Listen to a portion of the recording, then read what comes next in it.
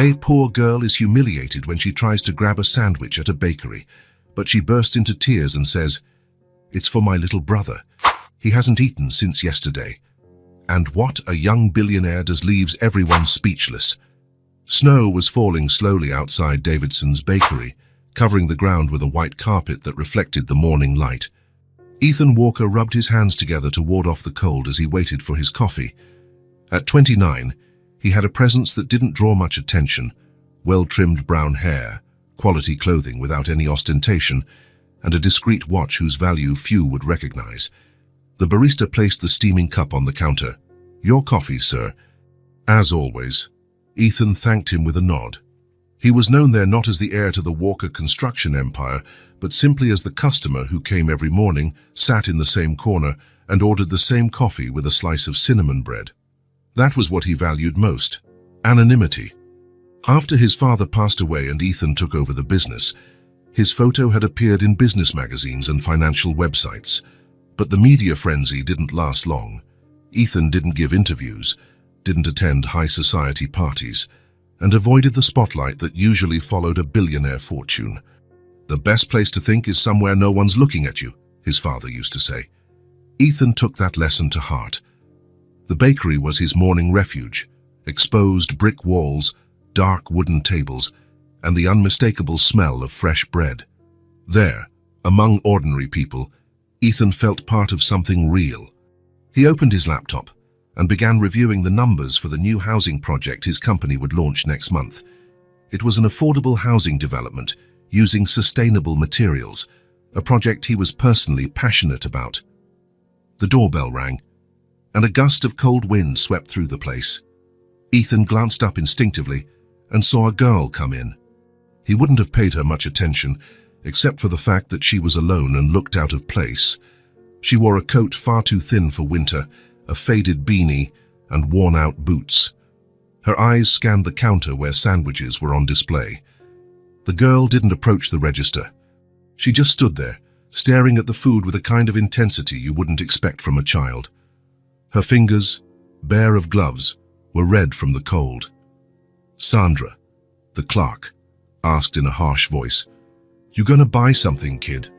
The girl flinched, as if she'd been caught doing something wrong. I was just looking. This isn't an art gallery. It's a bakery. If you're not buying, maybe you should leave." Ethan watched the scene discreetly over the top of his laptop. The girl looked like she was making a difficult decision. She reached into her pocket and pulled out some coins, counting them in her palm. "How much is that sandwich?" She pointed to a ham and cheese one. $6.50, Sandra replied, skepticism evident in her voice. The girl looked at the coins in her hand. It clearly wasn't enough. Her eyes returned to the sandwich, and something in that gaze, a mix of longing and desperation, made Ethan close his laptop. When Sandra turned away to help another customer, the girl reached toward the display case in a quick motion. Her fingers almost touched one of the sandwiches when Sandra whirled around and clapped her hands loudly. "Don't even think about it. I'll call security." The girl withdrew, her face burning with shame.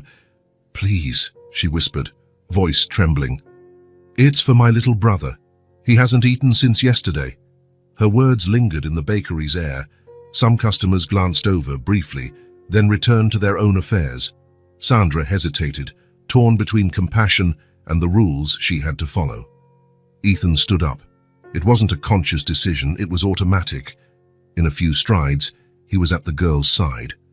"2 ham and cheese sandwiches, 2 hot chocolates and 2 chocolate muffins, please," he said to the clerk. Then he turned to the girl. "Does that sound good?" She looked at him warily but nodded slightly. Her eyes, Ethan noticed now, were an unusual shade of green, made even more striking against her pale skin. "Does your brother like chocolate?" Ethan asked, as Sandra began preparing the order. "He likes anything," the girl replied, still cautious, "whenever we have something to eat." The simplicity of her answer hit Ethan like a punch. He was a man who never had to check menu prices, who owned homes in 3 different countries, and here was a child for whom a simple sandwich was a luxury. When Sandra handed over the paper bag, Ethan paid and offered it to the girl. For a moment, she didn't take it, as if suspecting some kind of trick. "It's just food," he said kindly. "For you and your brother." At last, she accepted the bag, holding it as if it were precious. "Thank you," she said, her voice almost inaudible. "What's your name?" Ethan asked. She hesitated, as if deciding whether to answer. "Lily," she finally said. "I'm Ethan. I hope your brother likes the food, Lily." She nodded, and before he could say anything else, she turned and hurried out the door, disappearing into the snow that was now falling more heavily. Ethan returned to his table, but he could no longer concentrate on work. The image of the girl, Lily, stayed in his mind. It wasn't just the obvious poverty, it was something in her expression. Eyes far too old for a child, eyes that had seen more hardship than they should. He closed his laptop, left some money on the table, and walked out. The sky was filled with grey clouds, and the temperature kept dropping. As he walked to his car, he thought about Lily trudging through that cold, clutching a bag of food for a hungry little brother. "It's for my little brother. He hasn't eaten since yesterday." The words replayed in his mind. Ethan unlocked his car, an elegant but understated sedan, and sat behind the wheel. He started the engine but didn't drive off. Through the windshield, the falling snow turned the city into a white, silent world. Somewhere in that landscape, Lily was taking food home. But what kind of home was it? The question hung in his mind. Ethan checked his watch. He had a meeting in an hour with investors, people expecting him to multiply their millions. And yet, he couldn't stop thinking about the girl and her haunted expression, a gaze carrying a burden no child should bear. Ethan made a decision. The meeting could wait. He turned the key, shifted gears, and left the parking lot. He didn't know exactly where he was going, but he knew what he was looking for. A girl in a faded beanie, carrying a bag from Davidson's bakery. Ethan slowed the car as he scanned the sidewalks for the girl among the passers-by, hurrying to escape the cold. The snow kept falling, forming small drifts along curbs and corners. That's when he spotted the faded beanie. Lily walked quickly, clutching the bakery bag to her chest like a treasure. She seemed to know exactly where she was headed, turning corners and crossing streets with the confidence of someone familiar with the route. Ethan kept his distance.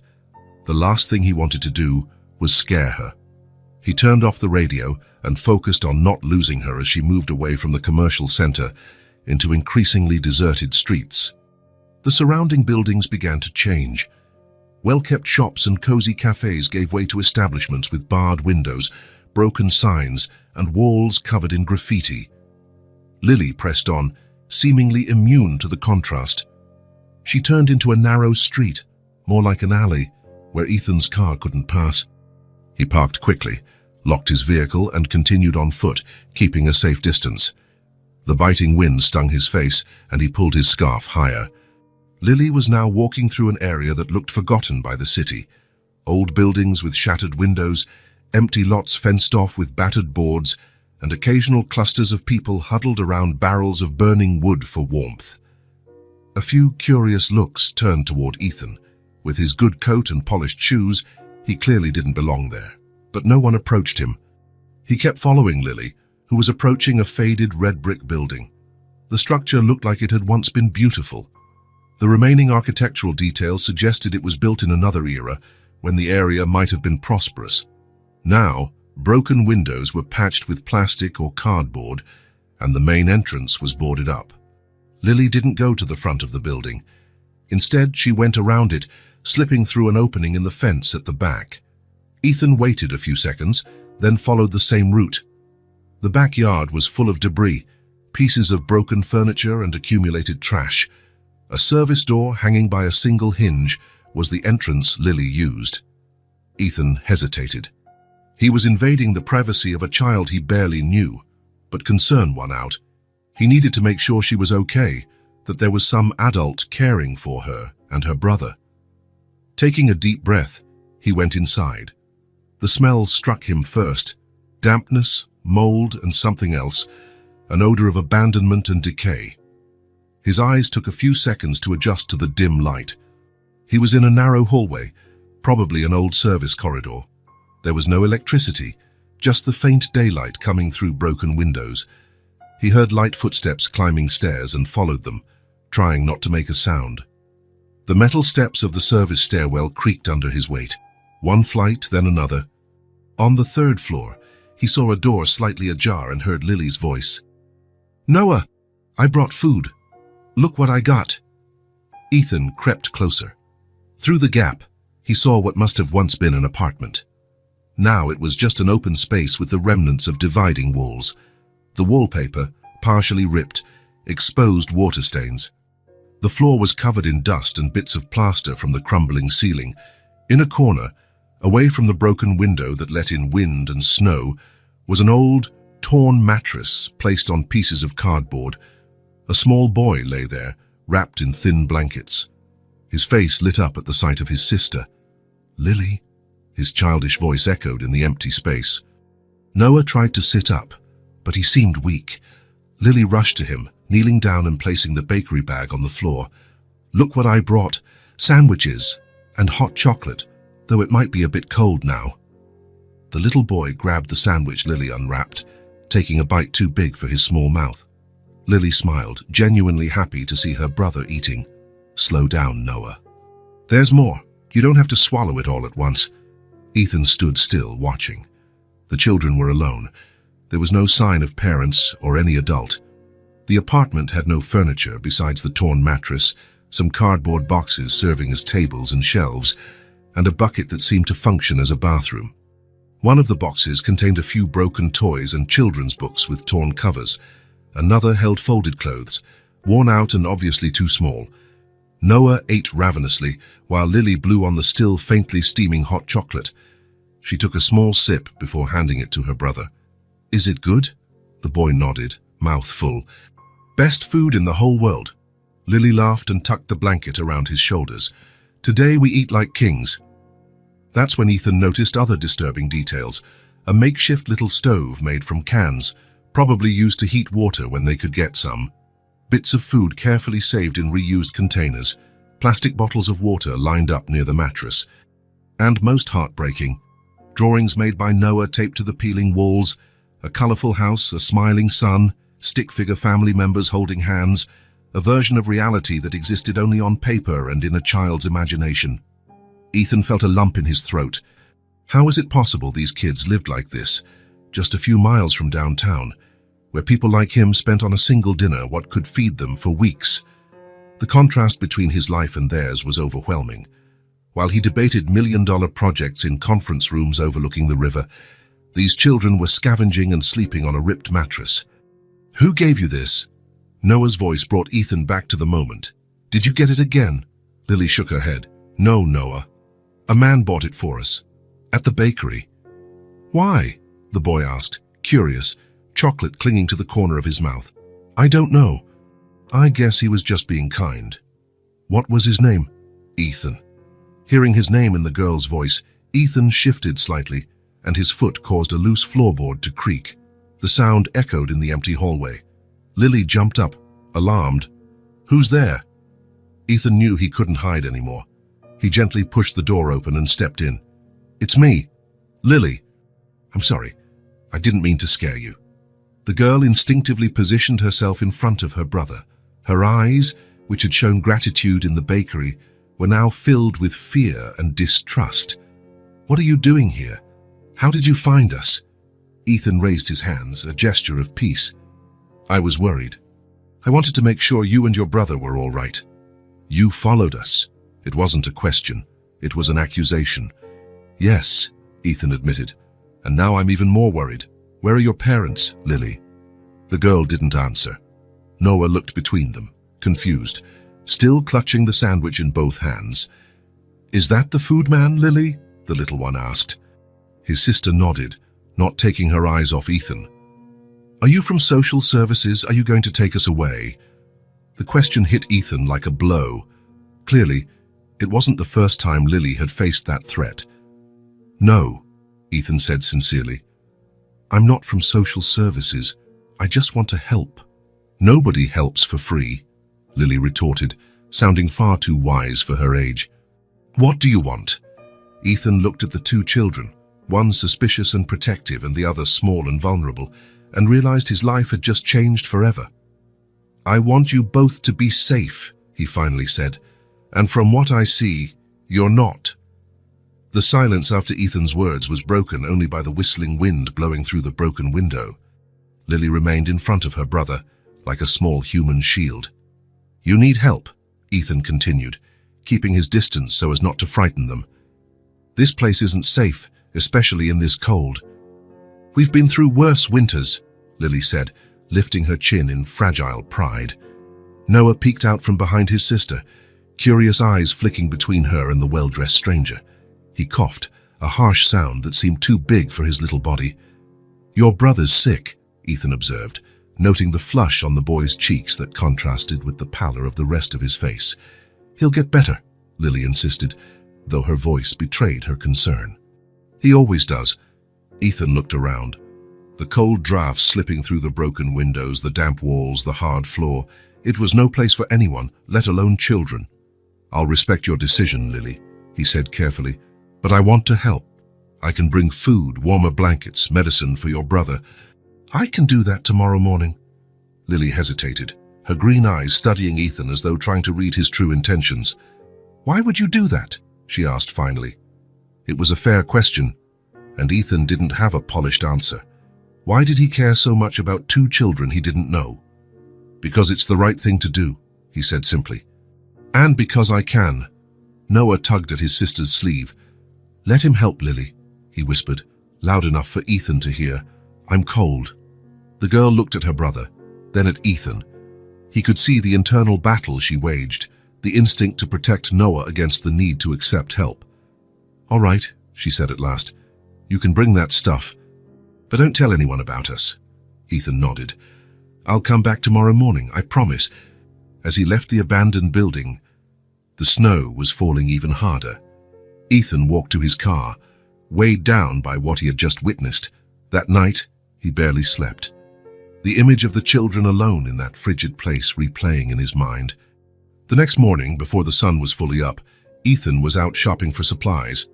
He filled a cart with non-perishable foods: bread, fruit, canned goods, cookies, shelf-stable milk. He stopped at a pharmacy for fever medicine, cough syrup, children's vitamins. Then he went to a department store for thermal blankets, pillows, winter clothes in various sizes, thick socks, gloves, and new hats. The trunk of his car barely closed, packed with so many bags. As he drove to the abandoned building, he wondered what he would say to Lily. How to earn the trust of a child who had clearly learned not to trust adults. When he arrived, the sky was still grey, threatening more snow. Ethan carried the bags through the same path as the day before, climbing the creaking stairs to the third floor. The door was ajar, as before. Ethan knocked softly. "Lily, Noah, it's me, Ethan." There was no answer. He gently pushed the door open and entered.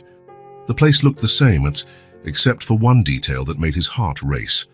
Noah was curled up on the mattress, visibly shivering, while Lily pressed a damp cloth to his forehead. "What happened?" Ethan asked, dropping the bags and stepping closer. Lily looked up, her eyes red from lack of sleep. "He got worse overnight. He's burning up." Ethan knelt beside the mattress. Noah's eyes were closed, his breathing fast and shallow. His face was flushed, sweating even in the cold. "Can I?" Ethan asked, gesturing to touch the boy's forehead. Lily nodded. Ethan placed his hand on Noah's forehead, feeling the heat radiating off him. High fever, no doubt. "I brought medicine," he said, standing to grab one of the bags. "But I think he needs a doctor, Lily." The girl shook her head. "We can't go to the hospital. They'll ask questions. They'll separate us." "He's really sick," Ethan insisted, pulling out fever reducer from the bag. "This might help, but I don't know if it's enough." As he spoke, he opened the box, read the instructions, and measured out the correct dose. Lily took the medicine from his hands and carefully helped her brother swallow it. Noah opened his eyes briefly. "Lily, I'm cold." "I know, Noah. It'll pass." Ethan took out one of the thermal blankets he had purchased. It was soft and much warmer than the thin covers on the boy. "Let's switch out the old blankets," he suggested. Together, he and Lily replaced the tattered covers with the new one. Noah looked so small and fragile under the dark blue blanket. I brought food as well, Ethan said, showing the other bags, and warm clothes for both of you. Lily eyed the supplies with a mix of gratitude and distrust. Why are you doing all this? Ethan had no elaborate response. Because you need it. They spent the next hour organizing the supplies. Ethan showed Lily how to use the thermometer he'd brought, and they took Noah's temperature, 103.6 degrees, 39.86. Dangerously high. As the hours passed, it became clear the medicine wasn't helping enough. Noah alternated between shivering and sweating profusely. He started coughing more frequently, a harsh, deep sound that worried Ethan even more. Lily, he finally said, your brother needs a doctor, right now. The girl looked at Noah, who was now fitfully sleeping. Silent tears slid down her cheeks. They'll take us away, she whispered. They'll separate us. Ethan knelt to meet her gaze. Look at me, Lily. I promise I won't let that happen. I'll make sure you two stay together and stay safe, but right now Noah needs the hospital. She stared at him, weighing his sincerity. After a moment that felt like an eternity, she slowly nodded. Okay. It was as if a huge weight had lifted from Ethan's shoulders. Let's pack some of your things, okay? Quickly, they gathered clean clothes and a few personal items into one of the new bags Ethan had brought. Lily carefully placed a patched-up teddy bear next to Noah. It's Mr. Cuddles, she explained. He can't sleep without it. Ethan felt a pang in his chest seeing the worn toy that was clearly the boy's treasure. Ready? He asked, gently wrapping Noah in the thermal blanket. Lily glanced around the place that had been her home for so long. Can we come back later? The question was charged with meaning. It was the only home they'd known, bad as it was. We'll see what's best for you both, Ethan said carefully. But I promise you'll always have somewhere to stay. He picked Noah up, surprised at how light the boy was. Lily grabbed the bag and, with one final look at the apartment, followed Ethan down the stairs. The drive to the hospital was silent. In the back seat, Lily held her brother's hand while Ethan drove as fast as he safely could. Through the rearview mirror, he saw the girl's worried face. She looked as if she had aged years in mere hours.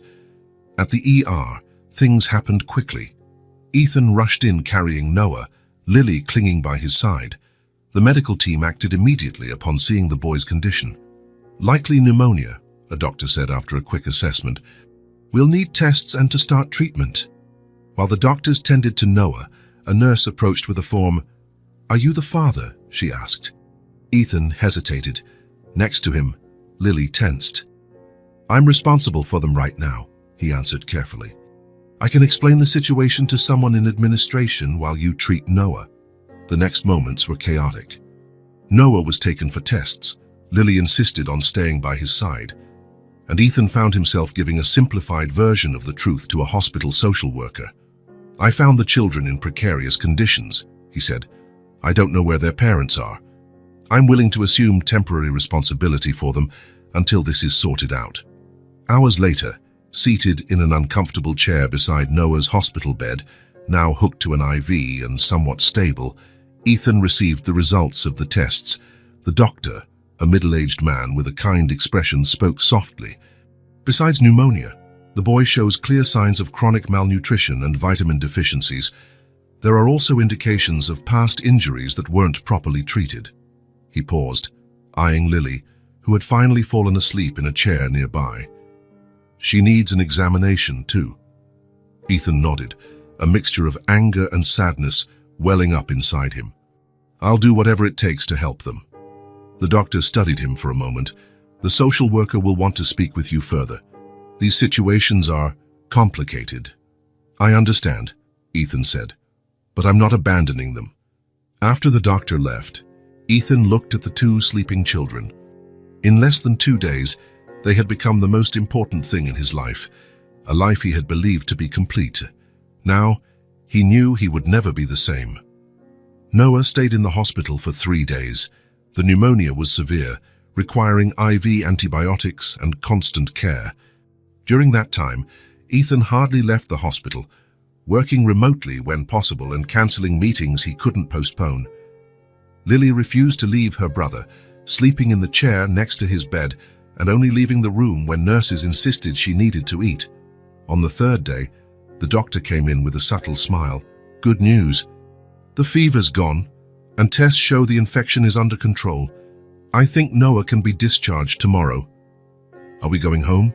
Noah asked, his voice still weak, but with a spark of hope in his eyes. Ethan and Lily exchanged a look. The building wasn't an option. Actually, Ethan leaned closer to the bed.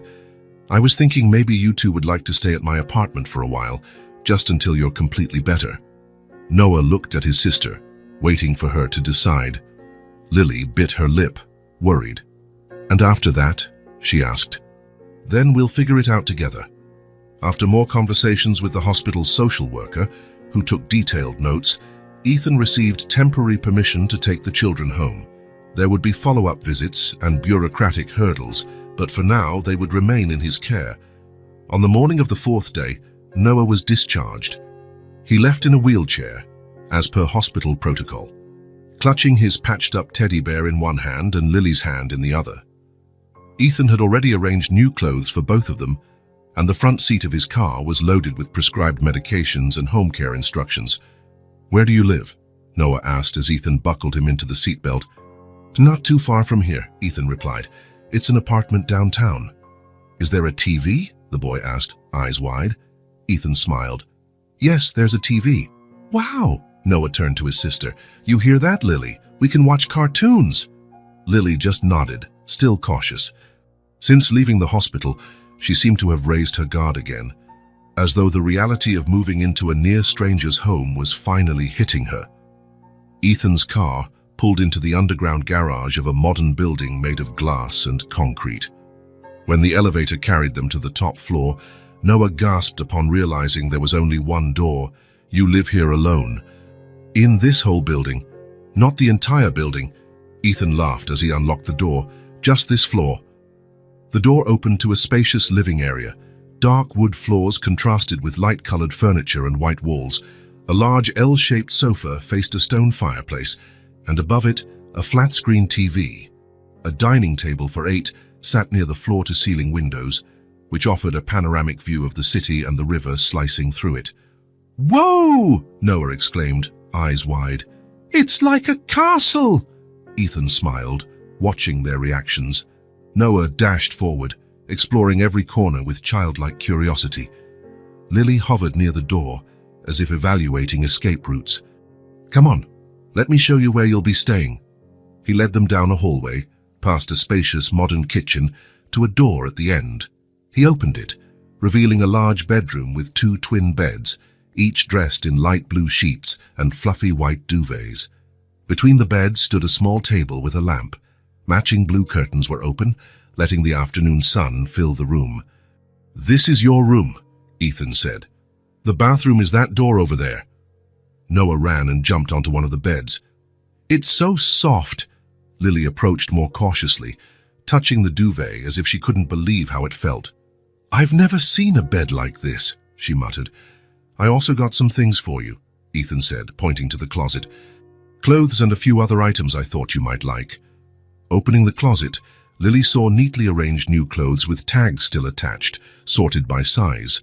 On the lower shelf, there were colorful boxes containing toys, cars, building blocks, children's books, and a rag doll with yarn hair. This is for us, Lily asked, voice barely a whisper. All for you, Ethan confirmed. Noah was already poking around in the boxes, marveling at each discovery. Look, Lily, real cars, and check this out. He held up an illustrated book about forest animals. Why don't you rest for a bit, Ethan suggested. Then we can eat something. You must be hungry after the hospital trip. Leaving the children to explore their new room, Ethan went to the kitchen, where Rosa, the housekeeper who came 3 times a week, was already preparing lunch. Mr. Walker, have the children settled in? Yes, Rosa. Thank you for coming in today to help. Rosa was a middle-aged woman with graying hair and a warm smile. When Ethan called her the previous day explaining the situation, she offered her help without hesitation. I made some chicken and vegetable soup, nice and light for the boy as you asked, and I also made grilled cheese sandwiches. Kids usually like those. Perfect, Rosa, thank you. An hour later, Ethan called the kids to the kitchen. Noah appeared hand in hand with Lily, who still looked uneasy. "This is Rosa," Ethan introduced. "She helps take care of the house. Rosa, this is Lily and Noah." "Lovely to meet you," Rosa said warmly. "I prepared a special lunch for you."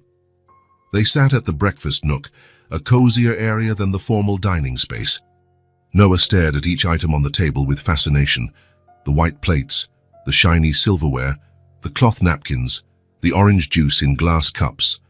"Can I eat all of this?" he asked, looking at the bowl of soup and sandwich on his plate.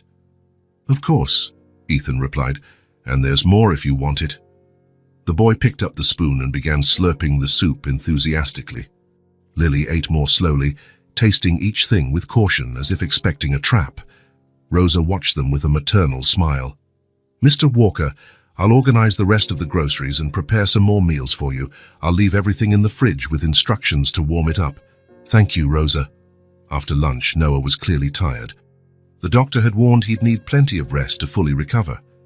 Ethan took him to the bedroom, where the boy fell asleep almost immediately, cuddling Mr. Cuddles. In the living room, Lily stood by the window, looking out at the city below.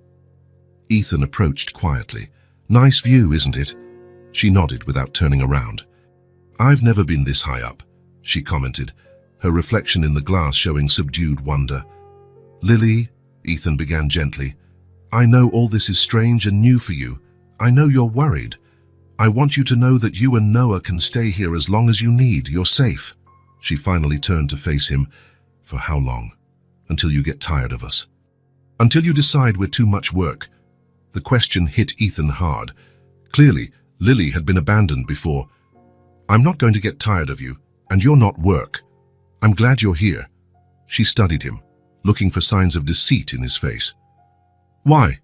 Ethan thought for a moment before answering. "Because this place never really felt like home until now." Something in his sincerity seemed to reach Lily.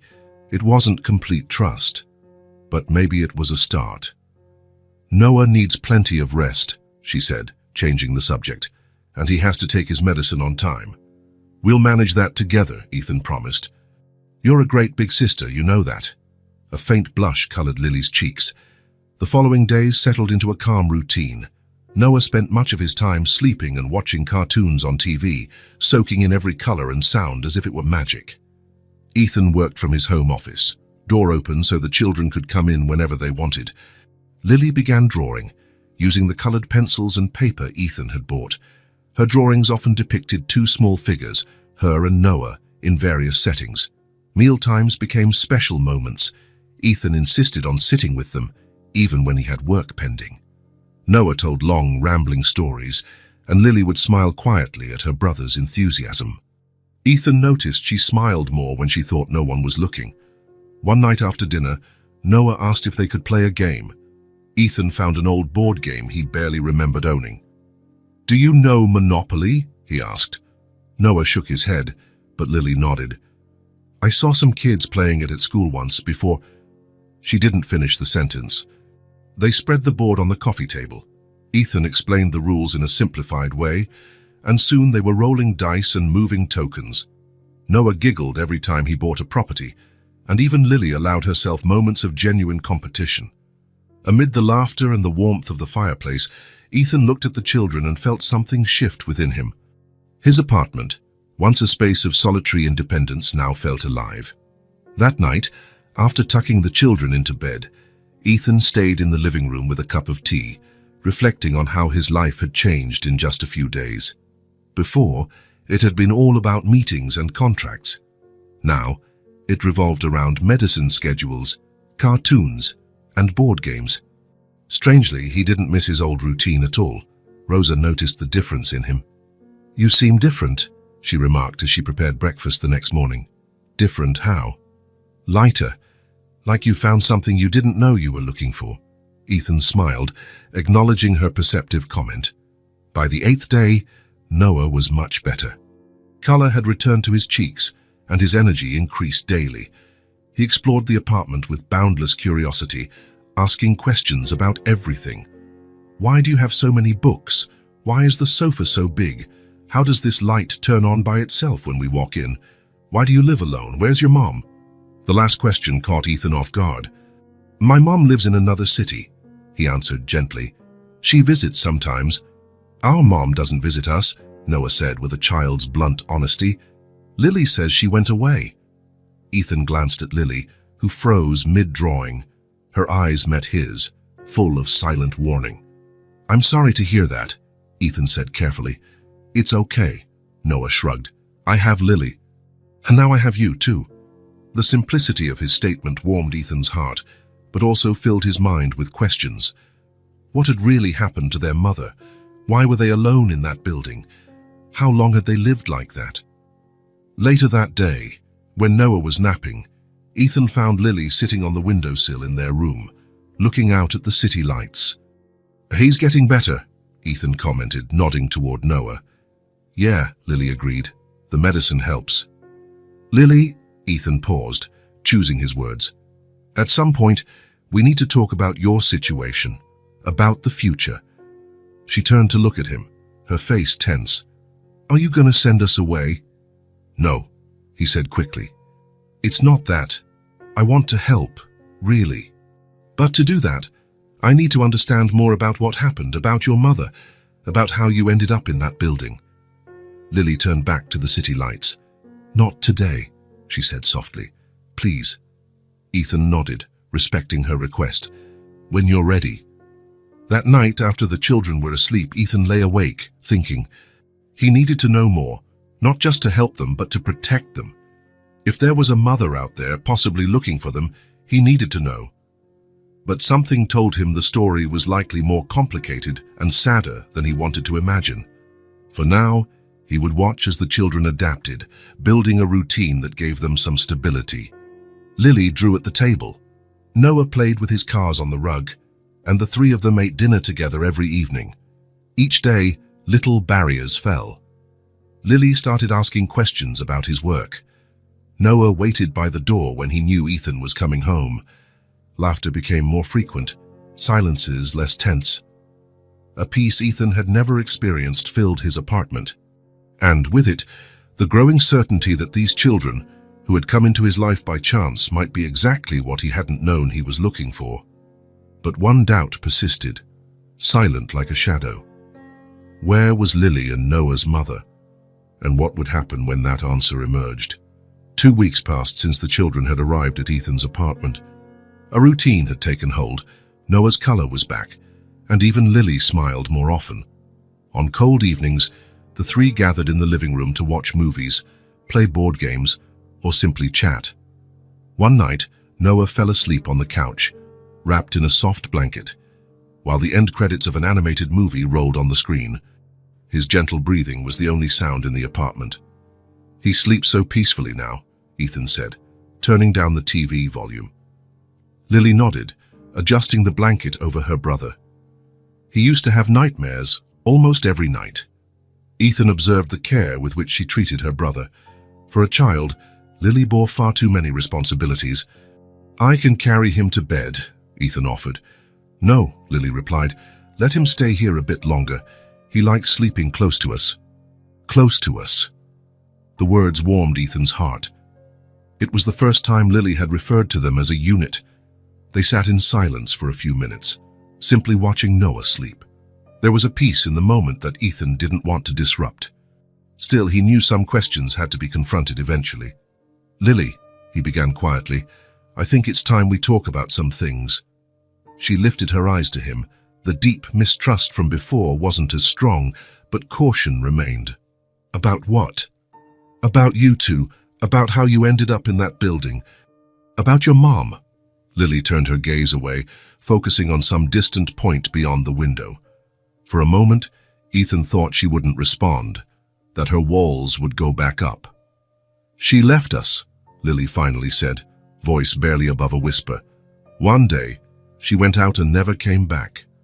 Ethan waited, giving Lily the time she needed. How long ago?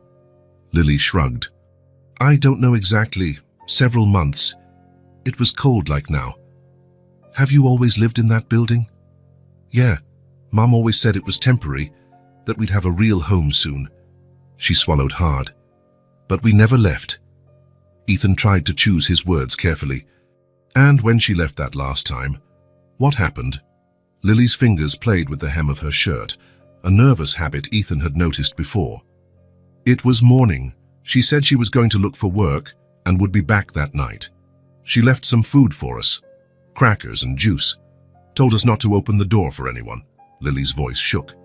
We waited the whole day, then another, and another. How old were you? Not sure, but Noah was really little. He could barely talk. Ethan did some mental math. If Noah was that young, Lily could have been no older than 8 or 9 when she took on the responsibility for her brother. What did you do when the food ran out? It was as though a dam burst. Lily began to talk, words flowing in a torrent that had been held back for too long. At first, we used the money she left in a drawer. It wasn't much, but enough for bread and milk for a few days. Then I started taking things from other empty apartments in the building. I found cans of food, packets of pasta. I learned how to light the little stove. She looked at her hands, as though she could still see the dirt from those days. When there was nothing left in the building, I had to go out looking for food. I'd wait near restaurant dumpsters. Sometimes people threw away stuff still good enough to eat. Ethan felt his throat tighten, imagining Lily, just a kid, forced to rummage through trash to feed her brother. Nights were worse, she went on, eyes on the fireplace flames as if she could see the past there. In winter, it was so cold our fingers went numb.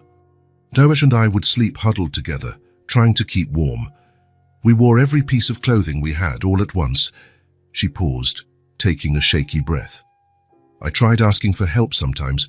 I went to a church, but the priest was busy. I waited, but he never showed up. Once, I went into a store to ask if we could use the bathroom, and the man yelled at me, said it wasn't a public restroom. I tried explaining Noah was sick, but he pushed us out. Tears started rolling silently down Lily's cheeks. Some people pretended we didn't exist. They just walked by like we were invisible. Others looked disgusted, like we were something filthy. One lady gave me $5 but said not to spend it on drugs. I didn't even know what drugs were. Ethan moved closer and gently placed an arm around Lily's shoulders. To his surprise, she didn't pull away. That's when I discovered I could take things from stores, she confessed, voice so low Ethan barely heard. I didn't want to steal, but Noah was always hungry. You did what you had to do to survive, Lily, to take care of your brother. I was so scared, her voice cracked, scared they'd take Noah away, that we'd be separated. One time, a lady in a suit came to the building. Someone must have reported us. I hid with Noah in the basement until she left. Ethan could feel her small body trembling under his arm. How did you care for Noah when he got sick? I used damp cloths when he had a fever, like Mom did.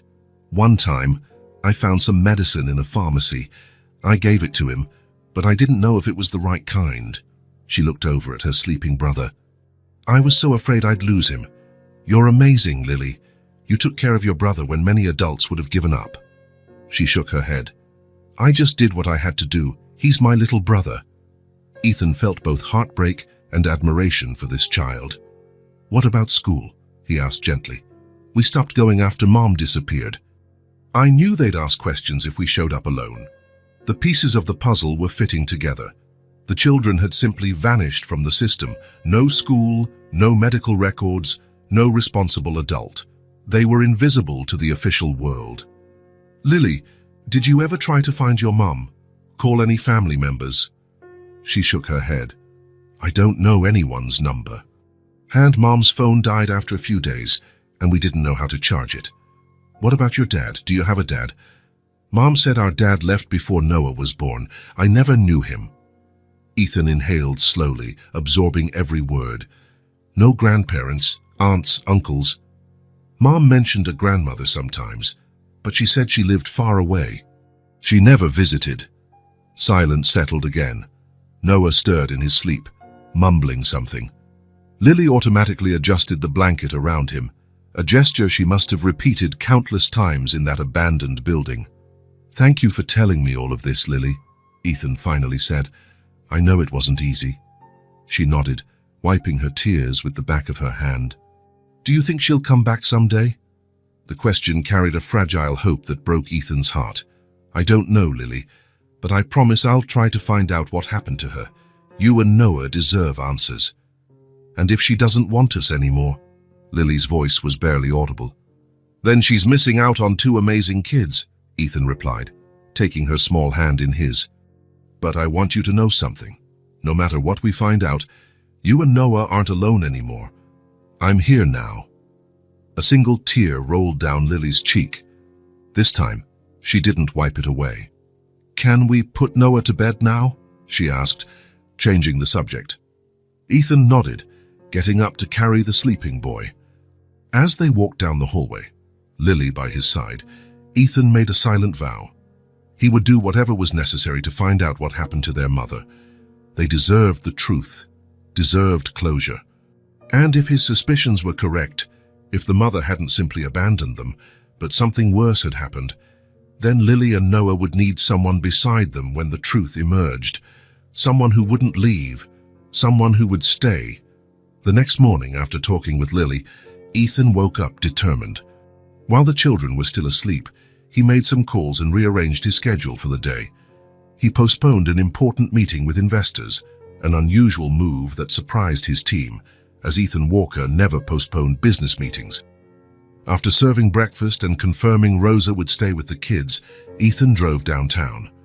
The Department of Social Services occupied an older brick building with cramped offices, divided by thin walls and corridors, overflowing with paperwork. Following the receptionist's directions, Ethan found room 307.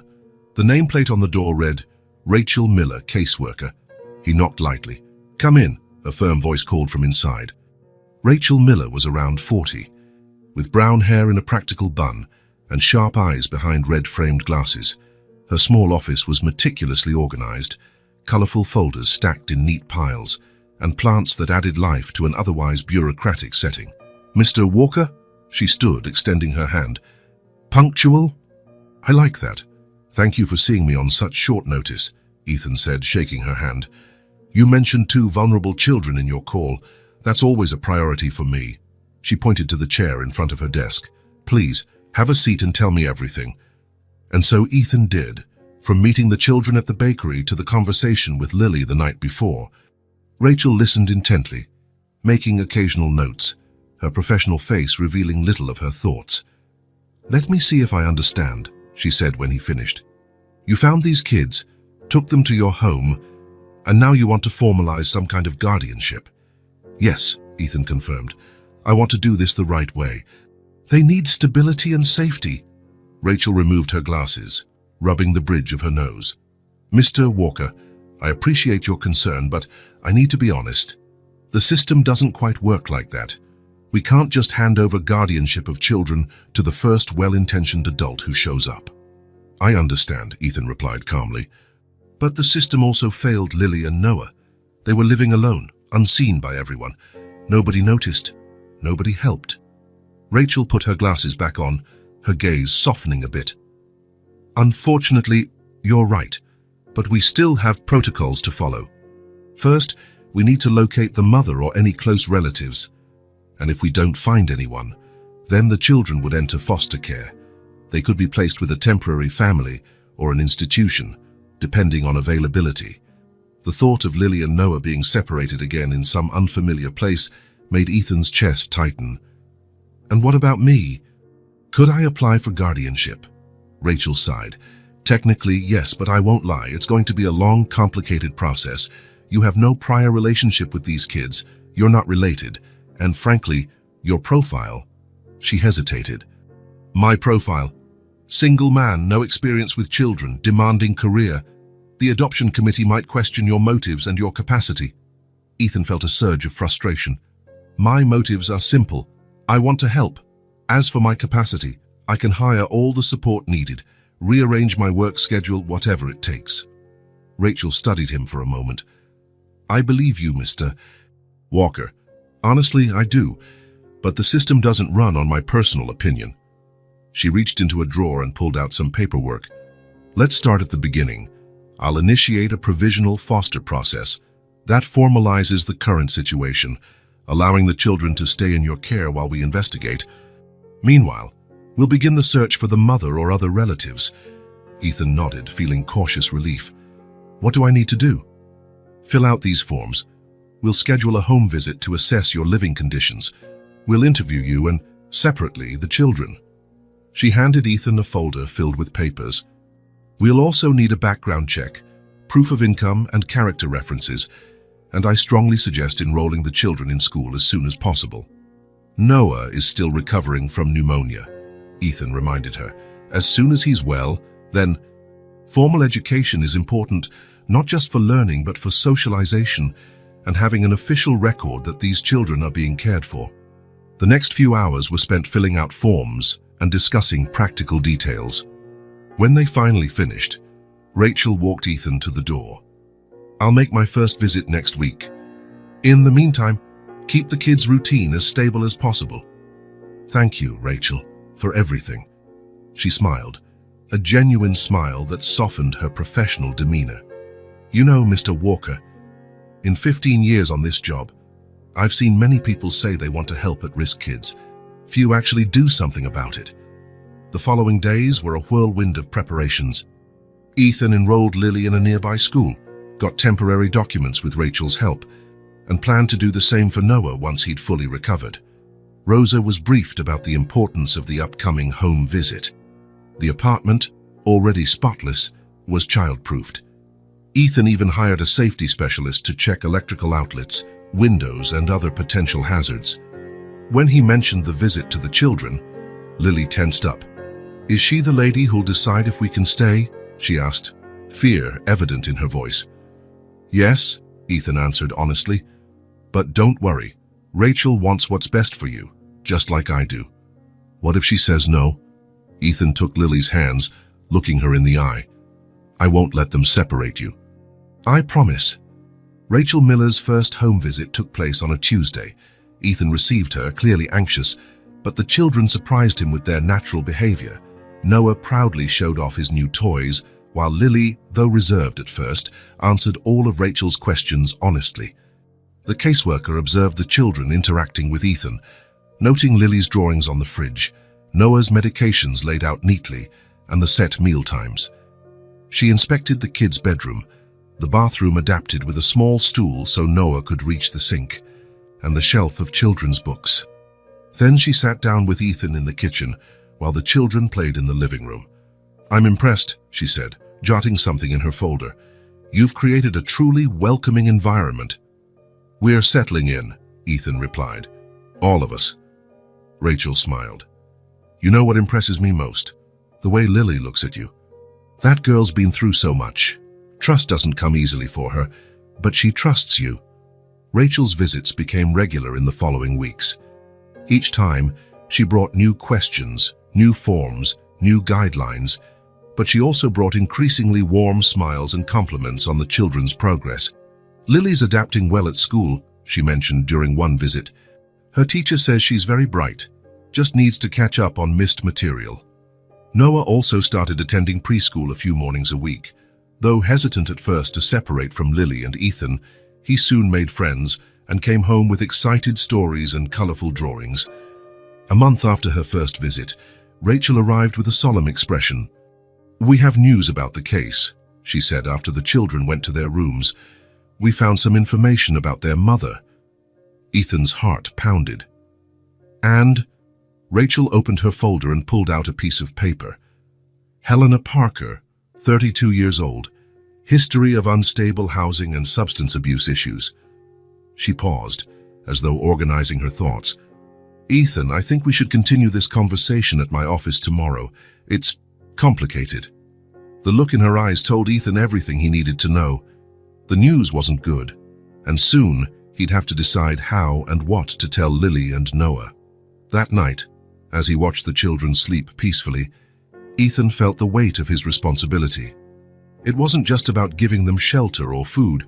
It was about healing hearts that had been broken once, and trusting him not to break them again. The system had its rules and procedures, but the heart had laws of its own, older and deeper. And Ethan knew, looking at the two children sleeping, which one he would follow. The meeting with Rachel the next day left Ethan with conflicting emotions.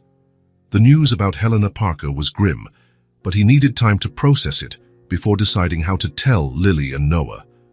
That afternoon, when he got home, he found the children in the living room. Noah was stacking colorful blocks while Lily helped steady the tower.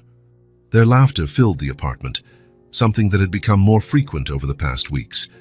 Watching them, Ethan had a sudden idea. The children had missed out on so much of childhood. Maybe it was time they got some of it back. "Hey, you two," he called, stepping into the living room. "I've got a surprise." Noah looked up immediately, eyes gleaming with anticipation. Lily, more cautious, waited quietly. "How about we do something special tomorrow, a day just for us, away from home?" "Like what?" Lily asked. "It's a surprise," Ethan smiled, "but I guarantee it'll be a whole day of fun." "Can we go on a Ferris wheel?" Noah asked excitedly, knocking over his block tower without noticing. "There's no Ferris wheel around here, Noah," Lily gently corrected him. "Actually," Ethan interjected, "I have some ideas even better than a Ferris wheel." The next morning, the children woke early, eager for the promised outing. Ethan had everything ready. Backpacks with water, snacks and sunscreen, plus a small first aid kit he now carried everywhere. "Where are we going?" Noah asked for the 10th time as Ethan helped him tie his new sneakers. "It's a surprise, remember?" Ethan smiled, ruffling the boy's hair. "But I think you'll like it." When the car pulled into the zoo's parking lot, the kids' eyes went wide. The gate, decorated with animal figures and families streaming in with excited children, made it clear what awaited them. "What is this place?" Noah asked, pressing his face against the car window. "It's a zoo," Lily explained, her own voice trembling with subdued excitement. "They have real animals inside, like the ones in books." Noah's eyes were huge. "Exactly like in books," Ethan confirmed, "but alive." Their first stop was the reptile house. Noah clung to Ethan's hand as he watched the colorful snakes slithering behind the glass. "They can't get out, right?" he asked, a mix of fear and fascination in his voice. "No, they're safely in there," Ethan assured him. "We can look, but we can't touch." Lily, on the other hand, pressed close to the glass, observing every movement as if she were scientifically curious. "Look how they move," she remarked. "They don't even need legs." As they moved through the zoo, Ethan noticed the children's reactions. Noah wanted to see everything at once, running from one enclosure to the next, firing off 1,000 questions. Lily was more methodical, reading every sign and watching each animal intently. When they reached the flamingo enclosure, Lily stopped, completely enthralled. The pink birds stood on one leg, some gracefully curving their necks. "They're so pretty," she murmured, her green eyes reflecting the birds' soft pink hue. "They look like dancers." Ethan stood beside her, letting her absorb the moment. It was the first time he'd seen Lily genuinely captivated by something without any guardedness. "Did you know they're pink because of what they eat?" he told her. "Shrimp and algae with special pigments." "So they're not born pink?" she asked, fascinated. "No, they're gray when they're chicks. They turn pink as they grow." Lily nodded thoughtfully. "Like us," she said quietly. "We change when we grow up." Noah found his favorites in the primate area. The monkeys swung and played, making faces at each other. A baby clung to its mother's belly, and Noah beamed so broadly that Ethan's heart ached. "Look, Ethan, look at the baby, he's hiding." Ethan knelt beside him. "Yeah, he's safe with his mom." "He looks happy," Noah said, eyes fixed on the little monkey. "I think so," Ethan replied softly. After the zoo, Ethan took them to a nearby park, an open green space with a colorful playground. Noah ran straight to the swings. "Push me, Ethan, really high." Ethan helped him onto the swing, ensuring he was secure, then gave gentle pushes. Noah's gleeful shouts as he soared up and down filled the air. "Higher! I'm flying!" Lily, initially hesitant, eventually joined him on the adjacent swing. Soon, both were seeing who could go higher, their laughter mingling in the crisp air. Watching them, Ethan felt a surge of emotion he couldn't name. Maybe it was happiness or gratitude, or a type of love he never knew he could feel. Seeing these children, who had faced such hardships, simply playing like kids should was a gift he never expected.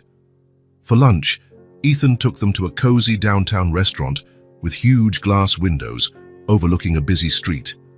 Seated by the window, the three watched cars and people go by as they ate burgers and fries. "There are so many people," Noah said, practically pressed up against the glass. "Where are they going?" "All kinds of places," Ethan answered. "Work, school, shopping, visiting friends." "Like ants," Lily observed, tracing her finger on the foggy glass. "Always moving." Their final stop of the day was a children's bookstore. It felt magical, with colorful shelves shaped like trees, floor cushions for reading, and a tiny stage for storytelling sessions. "You each get to pick one book to take home," Ethan announced. The children's eyes lit up. Noah darted to the animals section, while Lily wandered slowly among the shelves, lightly touching the spines of the books as if in reverence. After much deliberation, Noah chose a pop-up jungle animal book. Lily, having read the first pages of many options, picked an adventure story about a girl who discovers a portal to another world in her closet. "Are you sure we can take them?" Lily asked as Ethan paid at the counter. "Absolutely. They're yours."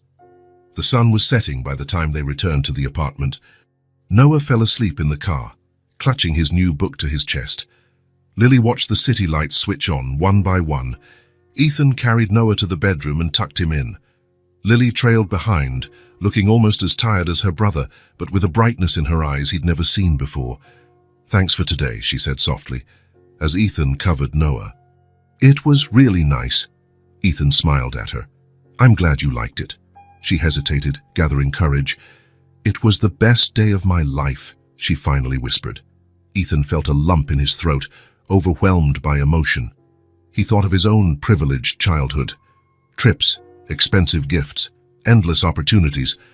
And here was this girl, for whom a simple day at the zoo, a park, and a bookstore had been the best day of her life. "Mine too, Lily," he responded with sincerity, his voice thick. "Mine too." That night, after the children were asleep, Ethan sat in the dimly lit living room reflecting. The grim news Rachel had shared about Helena Parker weighed on his mind. He would soon have to tell Lily and Noah, but for now he wanted them to have this, pure joy, discovery, wonder, a childhood they'd been denied and that he, somehow, had the privilege to help them reclaim. In the children's bedroom, their new books rested on the nightstands, promises of more adventures to come. And on their sleeping faces, the faint traces of the day's smiles lingered, as if not even slumber could wipe away that hard-won happiness. A week after their day at the zoo, Ethan's phone rang while he worked in his office. It was Rachel Miller. "I need to speak with you in person," she said in a professional tone tinged with gravity. "I have the complete information on Helena Parker." Ethan arranged to meet her for lunch that very day. The children were in school, Lily in the 5th grade, and Noah at preschool 3 mornings a week. Their adjustment had been surprisingly smooth. Lily, although behind academically, was a dedicated student. Noah had made new friends easily and adored his teachers. The restaurant Ethan chose was discreet, with tables spaced far enough for privacy. Rachel arrived on time, carrying her brown leather folder and a serious expression. "Thank you for meeting me," she said, sitting down. "I thought you might prefer somewhere less formal than my office." "I appreciate that," they ordered quickly, and as soon as the waiter left, Rachel opened her folder and took out some documents. "We managed to trace Helena Parker's complete history," she began. "As we suspected, it's quite difficult." She handed Ethan a document. It contained basic information and a photo, a young woman with the same green eyes as Lily, but with deep circles under them and a haunted look. Helena had a rough life from her teens, dropped out of school, left home at 16, a string of temporary jobs. She had Lily at 20 and Noah at 24, each by a different father, both absent. Rachel paused when the waiter brought their water. In recent years, she was intermittently homeless with the kids, sometimes managing to find temporary lodging in poor conditions. There are occasional records from shelters and social services, but she rarely stayed long enough to get structured help. Ethan listened, imagining Lily's and Noah's life before he met them. "What happened to her?" he finally asked. Rachel took a deep breath. "Helena was found deceased in an alley about 8 months ago. The cause of death was an overdose, combined with exposure to extreme cold. She had no identification on her." At the time, they couldn't identify her, so she was buried as an indigent in a municipal cemetery. Ethan closed his eyes briefly, letting the information sink in. 8 months. The children had been on their own that entire time. We confirmed the identity through fingerprint records from previous social service contacts, Rachel continued. There's no doubt it was her. Any other relatives? We conducted a thorough search. Her mother died years ago. The father is unknown. There's one elderly aunt in a nursing home in the south, but she has serious health issues. No other close relatives we could find. Ethan nodded, absorbing the news. So that means, Rachel said gently, Lily and Noah are officially wards of the state. But, given the circumstances and the bond already established, I believe a judge will look favorably on your request for temporary guardianship, which could become permanent. Ethan barely touched his lunch.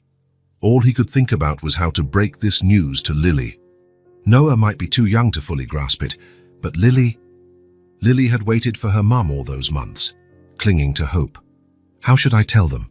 He asked softly. Rachel sipped her water. With honesty, but gently. Children often sense the truth, especially in situations like this. The key is ensuring they know they're not alone, that they have you.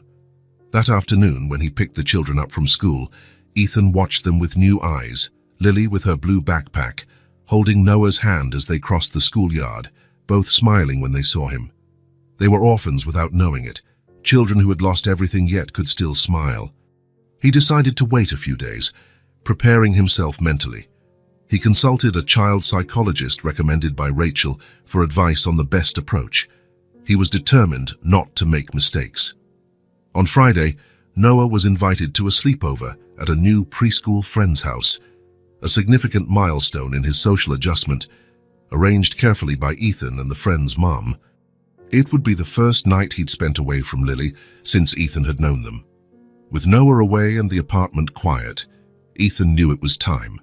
He found Lily in the living room, lying on the rug, drawing. She had recently taken a stronger interest in Artie, spending hours with her colored pencils. Lily, he said gently, can we talk for a minute? She lifted her eyes from the drawing, a colorful landscape with a big yellow sun in the corner. Sure, I was done anyway. Ethan sat on the couch and patted the seat beside him.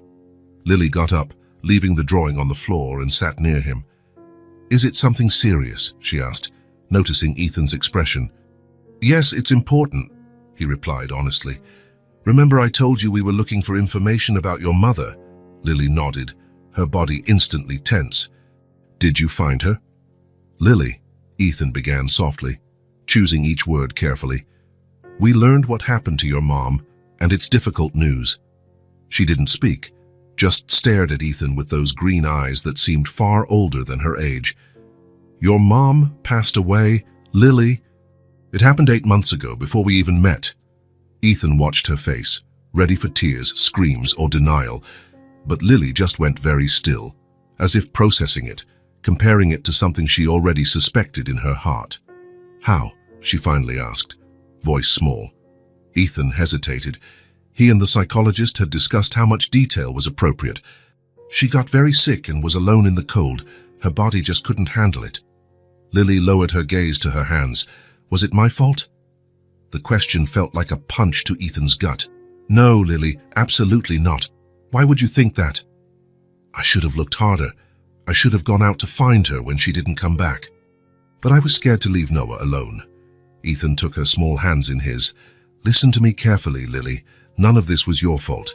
You were just a child. You still are. And you did something extraordinary by caring for Noah. Your mother had problems no child could solve. Lily said nothing for a moment. When she looked up again, silent tears were streaming down her cheeks. I knew, she whispered. Deep down, I think I always knew she wasn't coming back. The tears came more freely then, but without sobs or wailing.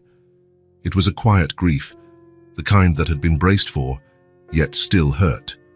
Come here, Ethan said, opening his arms. Lily hesitated only for a second before letting him hug her. Her small body shook against him as she finally allowed herself to release the built-up emotion. Ethan didn't speak. There were no words that could take this pain away. He just held her firmly, offering his presence, his silent support. He gently rubbed circles on her back. After a while, Lily pulled back, wiping her tears on her sleeves. "We have to tell Noah," she said, ever concerned about her brother. "Yes, but we can do that together, when you're ready, in a way that he can understand." Lily nodded, taking a deep breath. "Where is she now?" "She was buried in the city cemetery. If you want it, we can visit her someday." Lily considered it. Maybe. Not now. They sat in silence a little longer, the weight of the news hanging between them, heavy but finally known. The monster under the bed finally had a name, a face, and in some way, that made it less terrifying. "What happens to us now?" Lily finally asked. Ethan looked into her eyes, wanting her to understand every word. "You'll stay with me, Lily. I'm working with Rachel to make it legal, but regardless of paperwork, this is your place now, this is your home." "Forever?" "Forever," Ethan confirmed. "If that's what you both want." Lily didn't answer in words. Instead, she hugged Ethan again, holding on with all the strength in her little arms. He hugged her back, feeling the weight and honor of the trust she placed in him. That night, Lily slept in Ethan's bed. He'd offered when he noticed her hesitation to sleep alone without Noah. Together, they looked through the window at the stars that managed to shine despite the city lights. "Mum used to say the stars were windows in the sky," Lily murmured, already half asleep. "That's a nice thought," Ethan replied. "Do you think she can see us from there?"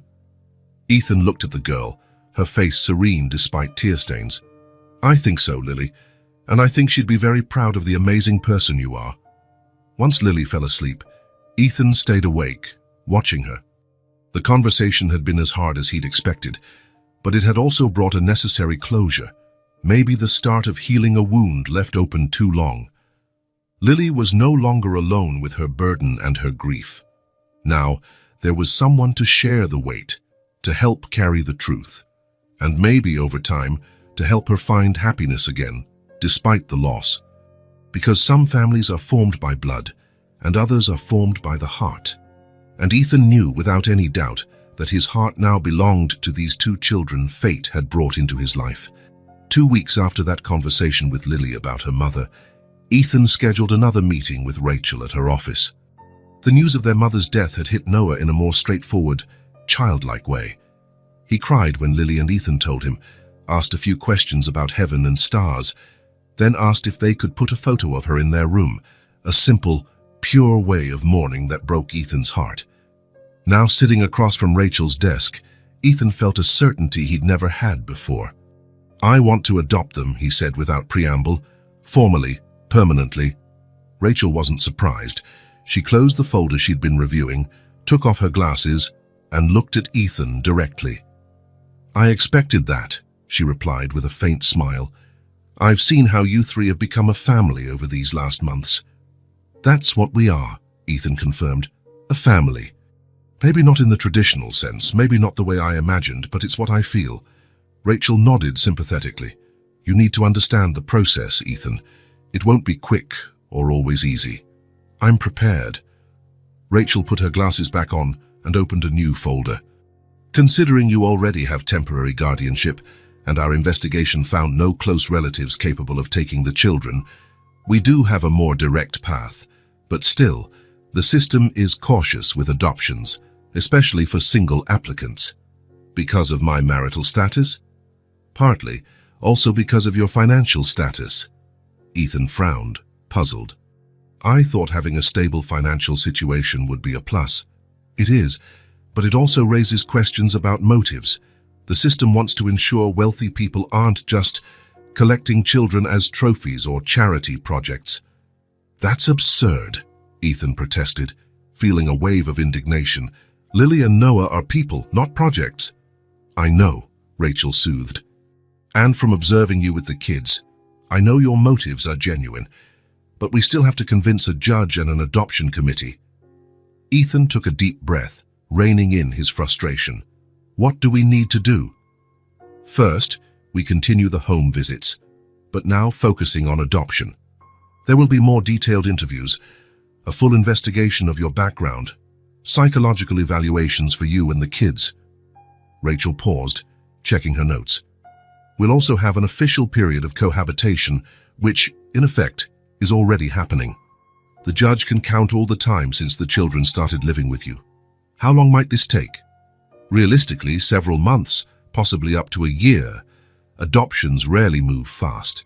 Ethan nodded, absorbing this. The important thing is the children stay with you during the process, Rachel continued, unless something serious comes up, which I don't anticipate. Your temporary guardianship stands. And after all that, if all goes well, and I believe it will, you'll become Lily and Noah's legal father. They'll take your last name, if they wish. They will, for all intents and purposes, be your children. The word father echoed in Ethan's mind. It was a title he'd never envisioned for himself, not so soon, anyway. He always figured he'd one day start a family in the usual way, but fate had other plans. I'm ready, he said firmly. Let's start. Leaving Rachel's office, Ethan carried a folder of paperwork. The bureaucracy was daunting, but he understood the need. These measures existed to protect children like Lily and Noah. On the way home, he stopped at a hardware store. If they were going to become an official family, the apartment needed to reflect that. The children's room still felt like a guest room, neutral and impersonal. It was time to make it truly theirs. When Ethan arrived, the kids were at the kitchen table doing homework under Rose's supervision. I have a surprise, he announced, placing several paint swatches on the table. How about we turn your bedroom into something special? Noah immediately picked a vibrant blue color card. I like this one. Lily looked at the swatches more cautiously. We can really choose. Of course, Ethan replied. It's your room. It should be how you like it. The next day, the work began. Ethan hired professional painters but insisted on helping. At Lily's suggestion, one wall was painted a soft yellow, like morning sunlight, she explained. The wall near Noah's corner was painted a sky blue. The temporary beds were replaced with new ones the children picked out at a furniture store. Noah fell in love with a race car bed, while Lily chose a simpler frame with a built-in desk for drawing and homework. Can I really pick any bedspread? Lily asked as they browsed a department store. Anyone you like, Ethan confirmed. After much deliberation, she chose one covered in constellations. So I can remember the stars, she murmured. Noah got a custom closet with low shelves he could reach himself. It's all mine, he cheered, carefully organizing his cars and toys. Books were added to the shelves, adventure stories for Lily, illustrated animal books for Noah, and many others Ethan thought they might enjoy. A small armchair was placed in the corner, perfect for bedtime reading. In a souvenir shop, they found a simple picture frame. Into it went a photo Rachel had tracked down, Helena Parker smiling in a rare moment of joy, holding baby Lily. It was placed on the nightstand between the two beds. So she can always watch over us, Lily said, positioning the frame. The transformation took 2 weeks. During that time, the kids slept in Ethan's room, excited about the final reveal. On the big day, Ethan led them to the bedroom door, now decorated with a wooden plaque reading Lily and Noah. Ready? He asked, covering Noah's eyes, while Lily kept hers shut on her own. Yes, they exclaimed in unison. When they opened their eyes, the astonishment and joy on their faces made it all worthwhile. The room was unrecognizable, bright, colorful, welcoming. A space that declared home in every detail. Noah dashed straight to his race car bed, jumping on it. Lily moved more slowly, touching each item as if to confirm it was real. Is this really ours? She asked softly, pausing by her new desk, where a set of brand new colored pencils sat in a ceramic holder. Everything here is yours, Ethan said. This is your room. This is your home. Lily turned to him, green eyes shining with something Ethan rarely saw, pure, unguarded hope. And you? She asked. Are you ours too? The question caught Ethan by surprise, stirring something deep within him. Yes, Lily, he managed, voice thick with emotion. I'm yours too. Always. That night, after reading them stories in their new beds, Ethan stood by the door, watching them drift off to sleep. The faint smell of fresh paint lingered, mingling with the aroma of new linens and freshly opened books. His phone buzzed, A message from Rachel with more forms for the adoption process. He'd handle it tomorrow. Tomorrow he'd face the bureaucracy, the interviews, the evaluations. Tonight he just wanted this moment. In his mind, he traced the path that had led him here. A girl trying to grab a sandwich, an abandoned building, a feverish boy. Decisions made in the heat of the moment that had forever altered the course of 3 lives. Ethan gently closed the door, leaving a crack of light from the hallway, just the way Lily liked it. Some might call it destiny, others coincidence. He didn't know the right word. He only knew he was exactly where he was meant to be, and that he was finally home. The adoption process, as Rachel warned, wasn't quick. Months of interviews, home visits, psychological evaluations, and mountains of paperwork followed. Ethan restructured his professional life, working more from home and delegating so he could be fully present for each step. During that time, the family routine solidified. The children fully adapted to school. Noah performed in his first holiday recital, singing with his preschool class. Lily won an art contest, her work displayed in the school's main hallway. Ethan missed none of it, treasuring every moment. Finally, on a cold winter morning, almost a year after that fateful day at the bakery, the final hearing arrived. Ethan woke before his alarm, a mix of anxiety and hope making his heart race. He found Lily already up, sitting on the edge of her bed, smoothing out the blue dress they had chosen for this day. "Couldn't sleep?" he asked, sitting beside her. "A little," she admitted. "I keep wondering if everything will be okay." "It will," Ethan reassured her. "Rachel says it's basically a formality by now. What if the judge changes her mind?" Ethan draped an arm over her shoulders. "That won't happen, but even if something went wrong with the paperwork or bureaucracy, it wouldn't change how we feel. It wouldn't change the fact that we're a family." Lily nodded, looking a bit calmer. "I'll wake Noah. He needs a bath." Noah was excited, mostly because Ethan had mentioned a celebration afterwards. To him, the hearing was just a party where he had to wear nice clothes. Breakfast was a quiet, tense affair. Ethan checked the documents one last time. Rosa made pancakes, Noah and Lily's favorite, decorated with strawberry smiley faces. "For good luck," she said with a playful wink. The family court was in an imposing downtown building. Inside the marble lobby, Noah gripped Ethan's hand tightly.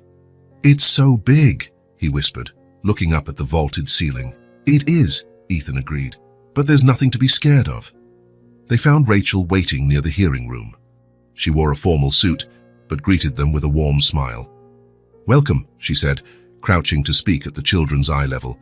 "You both look wonderful today." Noah spun around to show off his bow tie, which he'd insisted on picking out himself. Lily just offered a shy smile. "Ready?" Rachel asked Ethan. "More than ever." The hearing room wasn't like those on TV. It was smaller, more intimate, with a large desk where the judge sat and chairs arranged in a semicircle. There was no audience besides them, Ethan's lawyer, and 2 court clerks.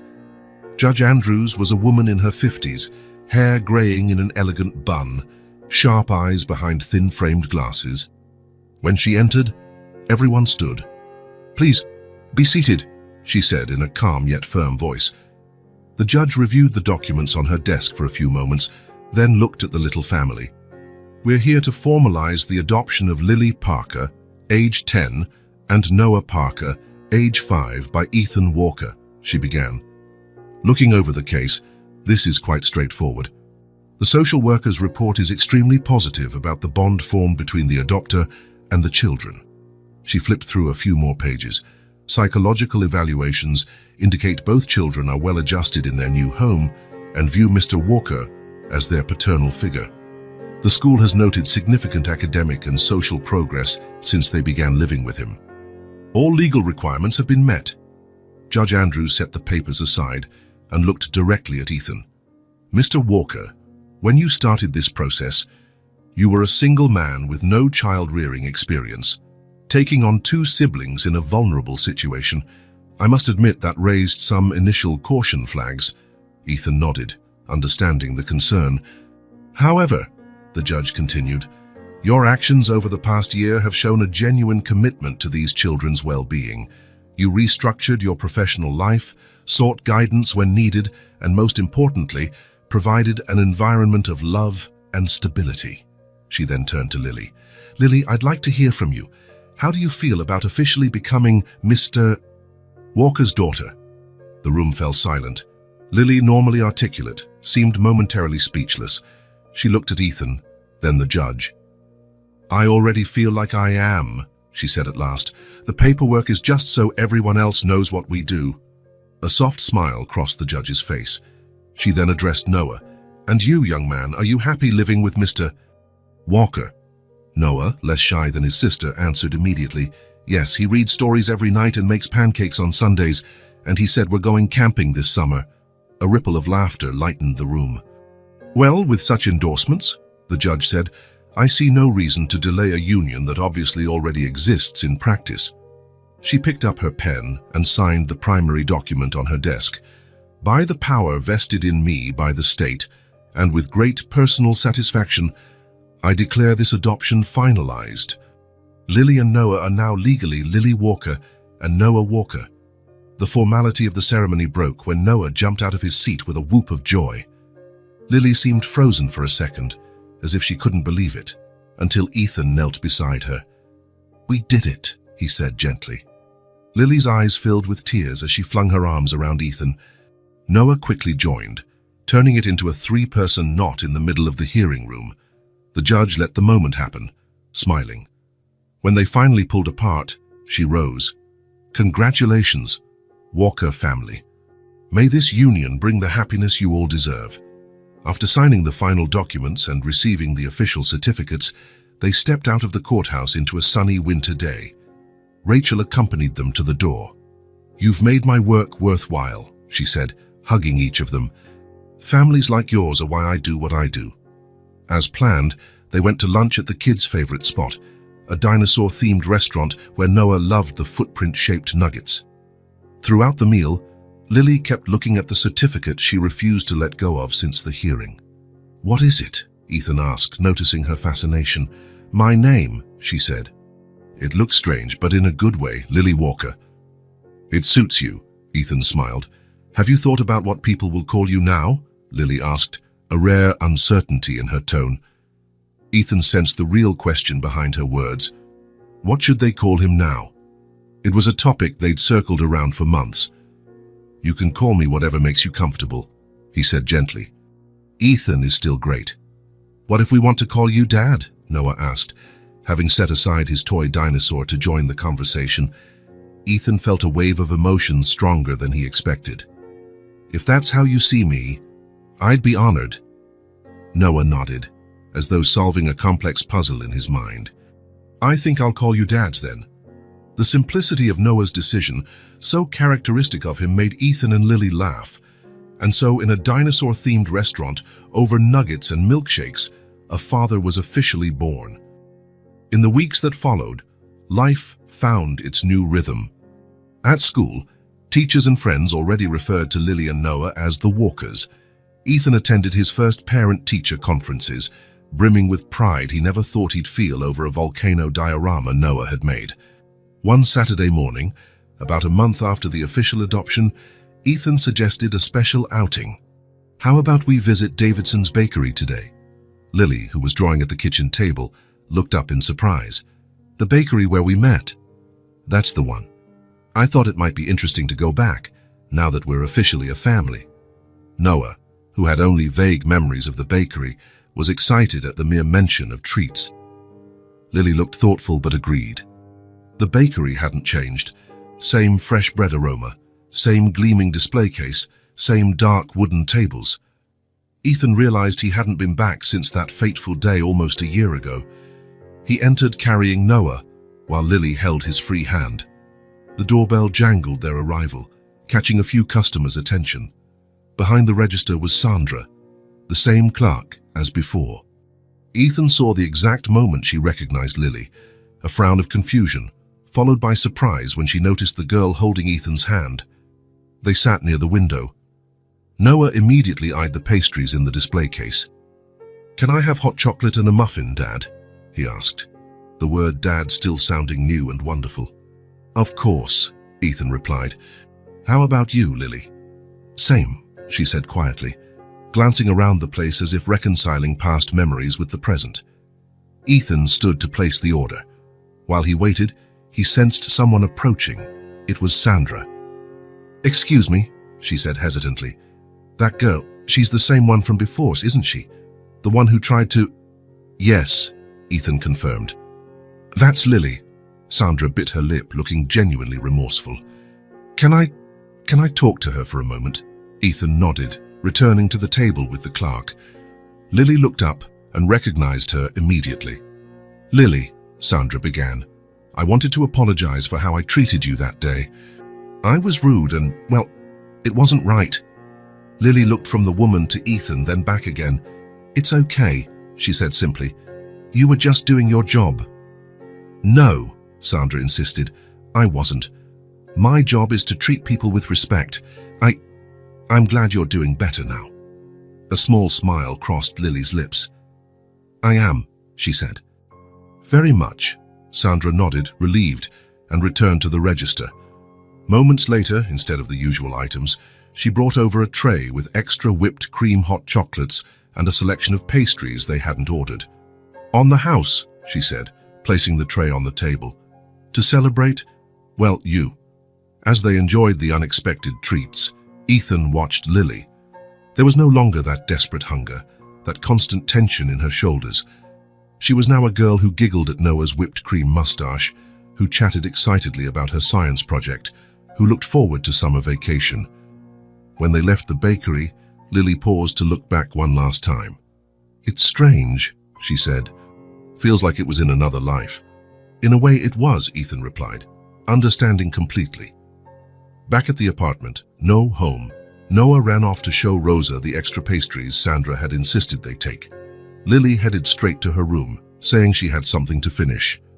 Hours later, as Ethan was making dinner, she appeared in the kitchen, holding a sheet of paper. I made something, she said, handing it to him. It was a drawing far more detailed than her early ones. It showed 3 figures holding hands, a tall man and 2 kids, one older and one younger, in front of a building that looked very much like the one they lived in. Above, in bright, careful lettering, it read, Our family. It's for the wall, she explained. If you want... Ethan felt a knot in his throat, treating the drawing as though it was the most precious thing in the world. It's perfect, Lily. We'll put it in the best spot in the house. Together, they chose a place on the living room wall, right beside the photos they'd collected over the months. Noah on his first day of school, Lily with her art prize, the 3 of them in the snow building a snowman.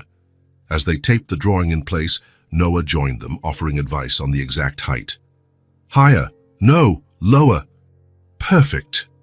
When it was finally up, the 3 stepped back to admire the piece. Looks good there, Noah declared. Looks perfect, Lily agreed. Ethan looked at the drawing, then at the 2 children by his side, his children, and felt a completeness he had never known. A year ago, this apartment was merely the place he slept between business deals, fancy, expensive, but empty. Now, with occasional fingerprints on the walls, toys scattered around, needing nightly tidying, drawings on the fridge, little shoes at the entrance, and laughter echoing down the halls, it had been transformed. I think the house finally has everything it needed, Ethan said, pulling them both into a hug.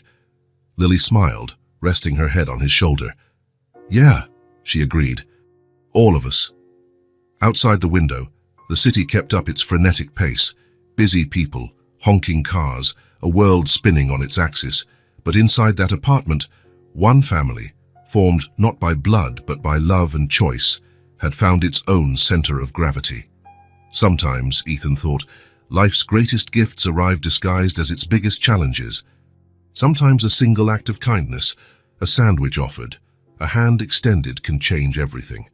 Sometimes, a family is exactly what you make of it. And so ends the story of a man who thought he had everything, until a little girl and her brother came along to show him the meaning of home, and a family bound by far more than blood. If this story touched your heart, subscribe to the channel and turn on notifications so you don't miss the next ones. Leave a like because it helps this story get recommended to more people. See you in the next story.